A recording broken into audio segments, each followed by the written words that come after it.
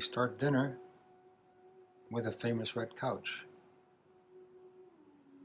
Yes, and I'm not going to tell you why it's famous, but it is. Now we go here to the table of the mystics, the Eastern and the Western. Artifacts. Some of my watercolors. And now dinner, very light.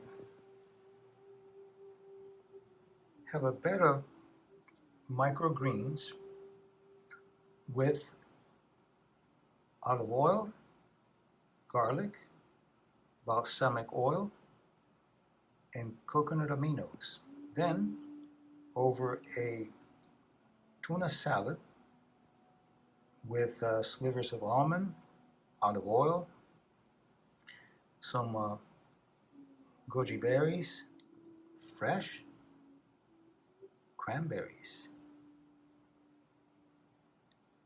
And here we have the smashed potatoes a la Francis Mallmann, my favorite Argentinian grill chef. You smash them, you bake them, they're smashed, and then it has tapenade, kalamata, black olives, tapenade. And then tonight we're still sticking to no wine, just water, mineral water. And the topic is going to be extending a bit on the my video on loneliness versus longingness has been very, very popular. And I'm going to expand a little bit some of the questions that people have been asking.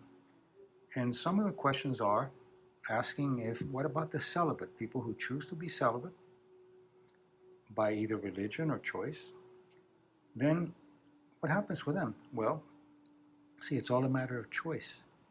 If you choose to be celibate, if you choose to not have a partner, then the longing is turned into the meaning of the relationship with yourself or with a religion or whatever it is that you believe in, and that becomes your companion.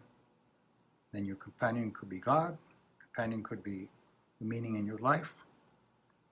So it just depends. If your longing is because in your model you're choosing to have a partner. If in your model you're not choosing to have a partner, then the loneliness turns into meaning rather than longing for something that you chose not to have. And I'll have more to say about that later, but just for now, enjoy dinner. Bon appetit.